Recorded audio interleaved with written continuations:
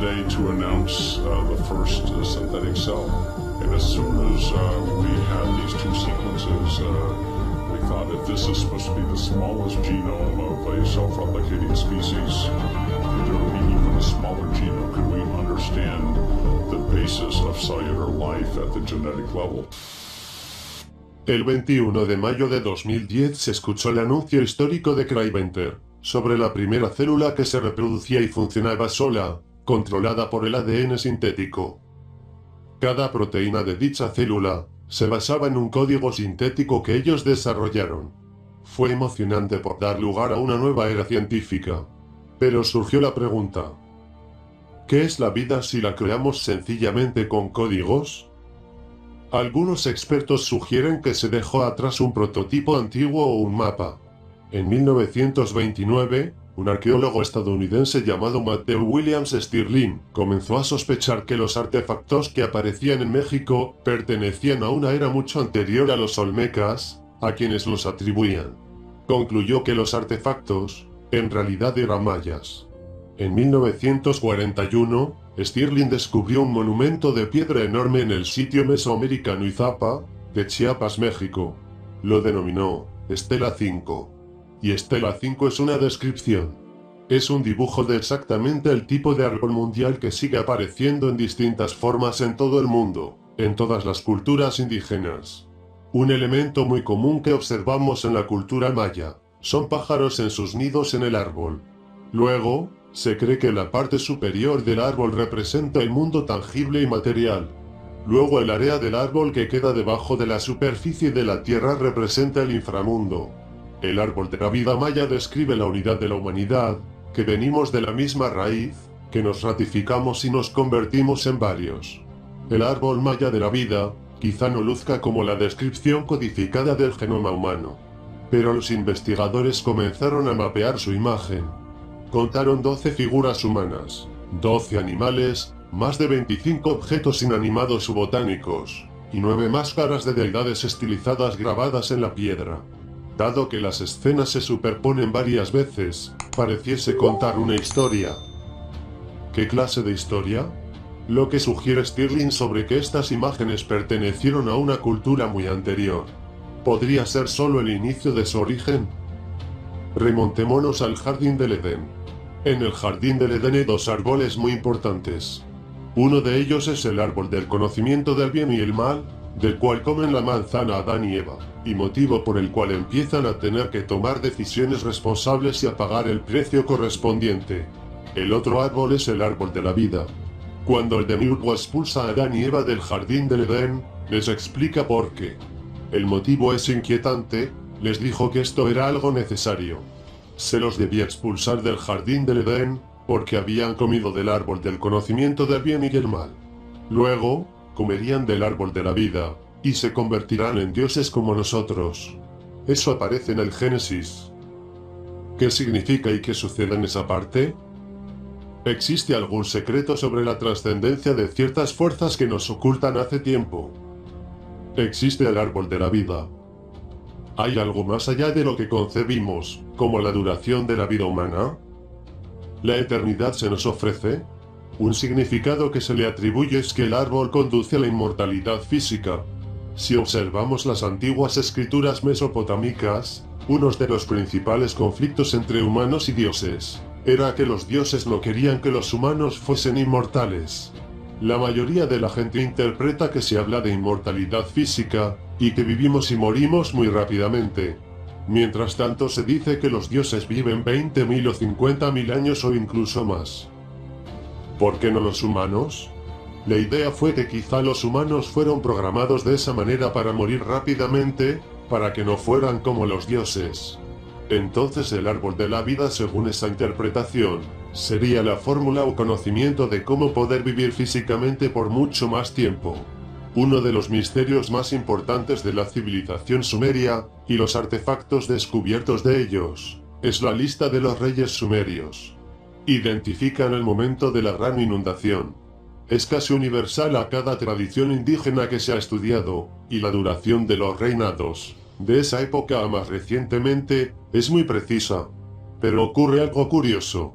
Los nombres de los reyes, la duración de sus reinados, las épocas, todo tiene sentido. Antes de esas fechas, vemos que los reyes gobernaron durante periodos de miles y miles de años. Por ejemplo, el primer rey que aparece en la lista, supuestamente gobernó durante 28.000 años. ¿Los reyes o dioses sumerios habrán vivido durante 28.000 años en algún momento? ¿O se trata de otro significado sobre lo que hay grabado en la piedra? Otra interpretación del árbol de la vida es que significaba la conciencia de la inmortalidad espiritual, que los humanos atravesarían esta vida, las vidas de por medio, pierden la memoria, reencarnan y olvidan lo ocurrido. Ahora piensan que solo viven 70, 80 o 90 años, sin darse cuenta de que es un continuo temporal que data de hace miles, cientos de miles o quizá millones de años. En el texto del Edén sumerio, al igual que la Biblia, hay dos árboles, el árbol de la vida y el árbol del bien y el mal. El árbol de la vida se refiere a la vida eterna.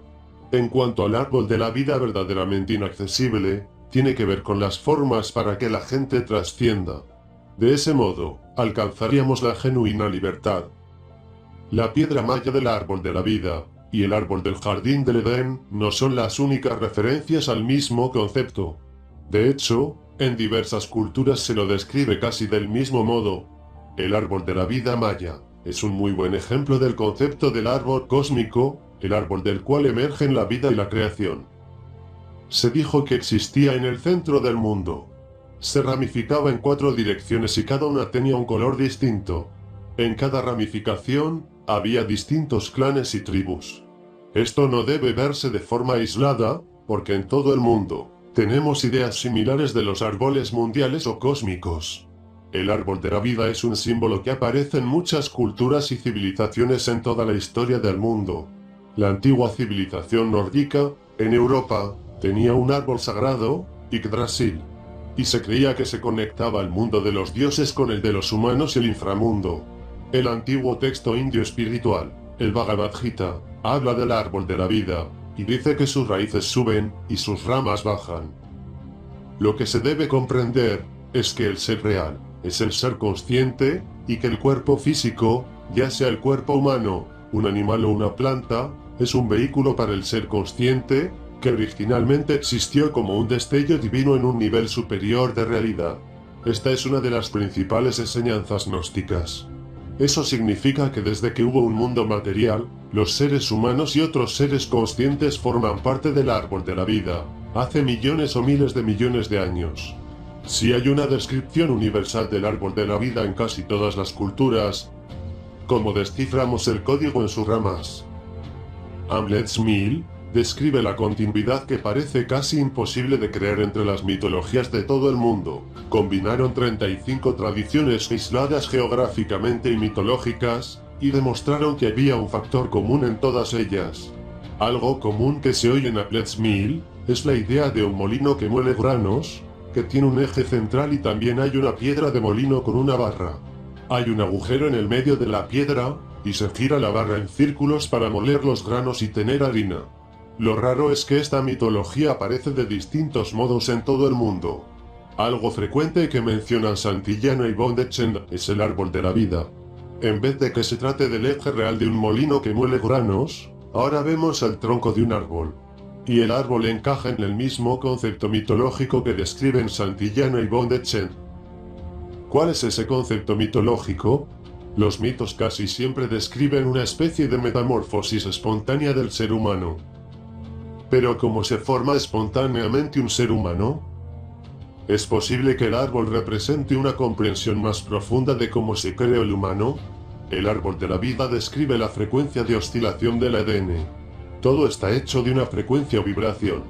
Un muro es vibración, podrías atravesarlo con la mano, si pudieses equipararte con su vibración. La genética tiene una firma vibratoria que la tecnología capta. Y en los programas espaciales secretos, pueden usar ese tipo de frecuencias para detectar distintos tipos de vidas, en base a su frecuencia genética. Si el ADN tiene su propia frecuencia, ¿cómo se puede manipular y modificar? Somos dioses. Nos olvidamos de esta conexión. Cuanto mejor lo comprendes, más conciencia tomas de tu posición en la vida. Allí radica la interacción entre el árbol del conocimiento y el árbol de la vida. Uno lleva al otro. Si sigues por ese camino en términos de la genética, comprendes mejor que eres un templo y un dios. Y puedes alterar la estructura química de tu ADN. Puedes alterar quién eres. Esto es algo que ahora sabemos en la física moderna. De algún modo, podemos ver que hay un árbol de la vida, porque significa que verdaderamente alteras tu ADN. Tus pensamientos y patrones de creencias alteran tu ADN. Solo se necesita un pequeño cambio en los entornos electromagnéticos locales para alterar la información que recibe el ADN. ¿Los dioses temieron que pudiéramos manipular nuestro propio ADN? De ser así, ¿la simbología del árbol podría ser prototipo de este conocimiento inevitable? La simbología del árbol mundial también plantea un paralelismo con la física real. Hace poco comenzamos a comprender el toroide. El toroide esférico. Si tenemos un vector que se mueve en un medio fluido, tenemos una fuerza que se mueve en un líquido, el movimiento hará que se forme naturalmente un toroide. El toroide es la forma en que el líquido se curva cuando el vector se mueve por él. En sistemas físicos como el átomo, vemos que el átomo consiste en una serie de capas toroidales de electrones, de aspecto concéntrico con un núcleo. Del mismo modo, el árbol del mundo pareciese tener capas como una cebolla. Si el árbol de la vida es una representación de un nivel más profundo del ADN, donde se puede descodificar esto en los antiguos textos, lo más parecido que hay en el planeta ahora y que podrías encontrar es el hebreo original, donde al examinarlo, vemos que tiene 22 letras que equivalen a los otros antiguos secretos ocultos. Cada una de las 22 letras tiene un valor numérico. Por eso, podemos armar palabras con valor numérico o relación matemática con sus entornos. Es el último elemento que queda que nos muestra cómo era ese idioma, y no es perfecto. Pero el hecho de que se puedan armar ecuaciones matemáticas con las palabras y que las palabras tengan sentido, y que las ecuaciones matemáticas interactúan armónicamente y con nuestro entorno, es un gran secreto oculto. Ese es el secreto oculto que todo investigador busca desde siempre y el motivo por el cual el árbol de la vida, por ejemplo, donde hay 22 caminos y cada uno equivale a una de las letras hebreas, es la base de la mayoría de sus enseñanzas ocultas. Lo que hoy sabemos sobre el ADN, aunque cada día aprendamos cosas nuevas. Sabemos que el cuerpo humano femenino y masculino comparten 22 cromosomas. El número 23 es el cromosoma del género y el que nos diferencia. Los 22 son los que llaman la atención, porque el ADN se crea en espiral, y los espirales naturalmente transmiten energía fractal. Lo que es más interesante es que cuando examinamos muchas culturas antiguas que construían monumentos megalíticos, por ejemplo, las pirámides de Egipto, hay 22 pirámides junto a la carretera de la paz. Y no las 3 que no suelen mostrar, sino 22. Y cuando estudias las tradiciones ocultas y especialmente la occidental, que surgió con los caballeros templarios y los masones, y el grupo de Crowley, entiendes que las 22 cartas del tarot también coinciden con los 22 caminos del árbol de la vida, y las 22 pirámides. Y todos tienen la misma frecuencia.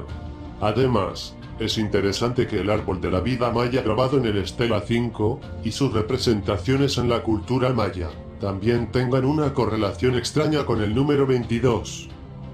Un anciano maya contó lo siguiente. Comienza con muchas ramas del árbol arriba, y representa los 13 cielos a los cuales aspiramos. Abajo, el sistema de raíces, representa lo que llaman los 9 niveles del inframundo. 9 infiernos como le llaman en la tradición occidental. Y el área en el medio, es la tierra. ¿Es acaso el árbol de la vida un código secreto que se traduce en nuestra existencia física en el planeta? ¿Podría explicar nuestra existencia material en esta densidad tal vez? Si pensamos en la idea de que los planetas no se sostienen solo por una combinación extraña de fuerzas centrípetas y centrífugas, sino que hay una emanación más grande del Sol que los sostiene en su lugar, porque sus órbitas no deberían ser las mismas durante tantos miles de años. Esto dicen los científicos populares. Le ha costado comprender por qué los planetas no pierden energía y se estrellan contra el Sol. Los propios planetas están sobre capas esféricas, que existe un campo de fuerza esférico que sostiene a cada planeta en su sitio. Y eso es lo que determina su órbita, es decir, si observamos nuestro sistema solar desde la perspectiva del más allá, veríamos una serie de esferas concéntricas con un eje central y luciría como un árbol. Lo que llama la atención es que P.H. Atwater, en uno de sus libros, describe su experiencia cercana a la muerte, donde cuenta que, cuando salió expedida de su cuerpo hacia el sistema solar, vio un fenómeno que parecía una serie de paraguas de energía. En el caño central del paraguas está el Sol. Eso es el árbol mundial. Los seres antiguos parecen haber dejado atrás las mitologías como el árbol mundial adrede, porque nos acerca mucho más a comprender cómo funciona la física.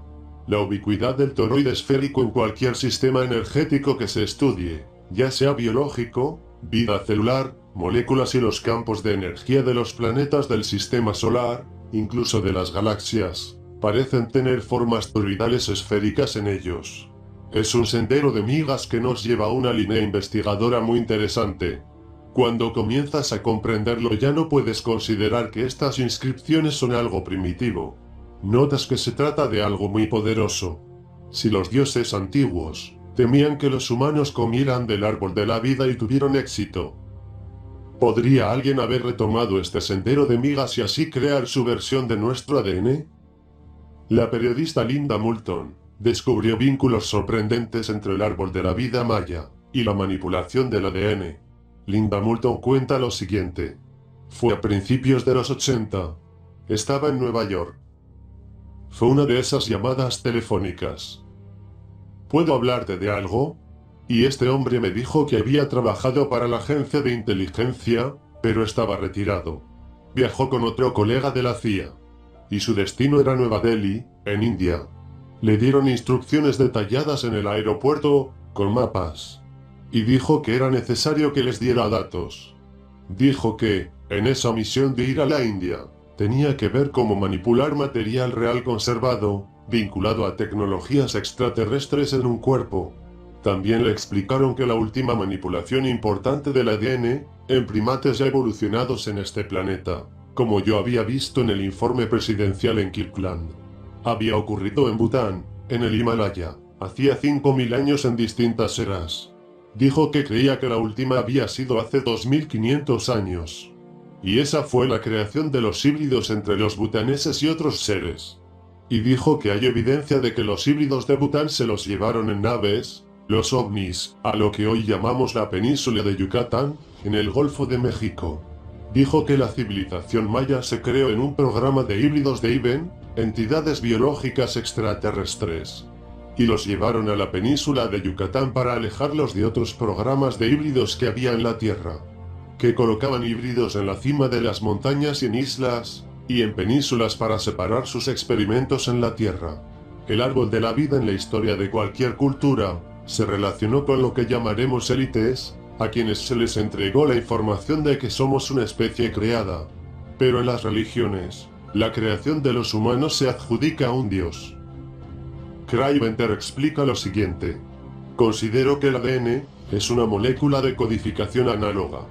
Cuando secuencias el ADN, convertimos ese código análogo en uno digital. Los unos y ceros de la computadora son muy similares a los puntos y los guiones, que Schrödinger señaló como el código original. Le llame biología digitalizadora a este proceso. Si Craig Venter y su instituto están en lo cierto, ¿eso significa que nuestro código es parte de una base de datos mayor tal vez? ¿El árbol de la vida es la representación de la base de datos en la que vivimos, o una invitación a liberarnos de dicho código? También se ha interpretado que el árbol de la vida quizá tenga que ver con ciertas drogas, que aumentan tu percepción. Por ejemplo, sabemos que ciertas drogas se usaron en experiencias psicodélicas para aumentar la percepción de otros reinos. La ayahuasca es una droga de la que mucho se habla hoy en día. Y quizá el árbol de la vida tenga que ver con la fuente de una de estas drogas que aumenta la percepción de la vida en los otros reinos. Es interesante que en el Egipto antiguo, el árbol de la vida, que aparece en muchas escenas. Por ejemplo, hay una fabulosa en uno de los muros del templo de Karnak, en Luxor, al norte de Egipto, que muestra al dios Tot, el dios de la sabiduría, el inventor de la escritura. Es la contraparte egipcia de Enki. El dios Tot está junto al árbol y escribe un nombre en un pequeño objeto que cuelga del árbol. Del otro lado, vemos al faraón Seti I, que reinó alrededor del 1400 a.C. Tot escribe el nombre de Set I en el árbol de la vida. Dice que se lo justificó en el juicio, que se ganó una vida de millones de años. Todo se vuelve aún más interesante cuando miramos en un sentido botánico el árbol de la vida egipcio. Dennis McKenna es el hermano del difunto Terence McKenna. Dennis es farmacólogo étnico. Sabe de árboles. Tiene vasta experiencia en esta área y ha trabajado en este tema. Identificó al antiguo árbol de la vida como Acacia nilotica, un árbol cuya corteza presenta grandes cantidades del más poderoso alucinógeno conocido por el hombre, dimetiltriptamina, o DMT, que curiosamente es también una hormona cerebral natural. Todos producimos DMT en el cuerpo. Esto se ha investigado mucho. ¿Por qué está allí? Se presenta en cantidades subpsicodélicas. ¿Pero por qué lo genera el cuerpo humano? ¿Y dónde lo genera? Cada vez se apunta más a la glándula pineal. El tercer ojo como el sitio donde se manifiesta la DMT. Es fascinante que, fuera del reino de las plantas, esté presente la molécula DMT, la propia molécula asociada con el antiguo árbol de la vida egipcio. Tenemos enseñanzas sobre cómo debemos funcionar en esta universidad de la dualidad, y cómo podemos ser presencias sustanciosas y positivas en el universo, en lugar de negativos. Podemos desprendernos del demiurgo y acercarnos al reino del espíritu de manera más directa. ¿El árbol de la vida podría ofrecer un fruto que nos permita ver más allá de nuestro mundo creado? Estas representaciones antiguas podrían darnos las herramientas que necesitamos para romper nuestra prisión tridimensional. Algunos expertos como Jack Carrey creen que los antiguos humanos dieron una herramienta que desafió a los dioses antiguos. Imaginen una especie que desarrolla un idioma tan potente, que usa las leyes de resonancia armónica para crear cambios instantáneos a su alrededor.